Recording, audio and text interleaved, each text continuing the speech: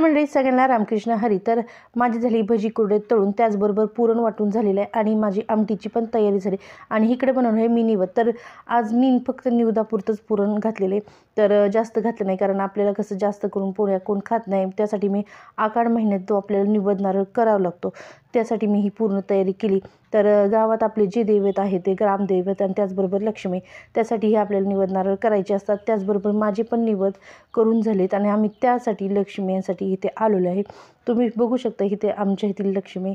तर त्यासाठी मी इथे निवद नारळ करण्यासाठी आले. तर मी निवद घरून भरून आणले, त्याचबरोबर नारळ आणि जेवढे जे गोष्टी लागतात त्या घेऊन आलेच. आणि आता आम्ही इथे निवद नारळ दाखवणार, त्यानंतर आम्ही बाकीचे सगळे जे दैवत आहेत ते गावात, तिथे पण आम्ही निवद नारळ करणार. तर ह्या पद्धतीने माझे निवद नारळ तयार झाले, जे आपल्या ग्रामदैवत त्यांच्यासाठी करावं लागतं. तर हा व्हिडिओ आवडला असेल तर नक्की जाता जाता सबस्क्राईब करायला अजिबात विसरू नका.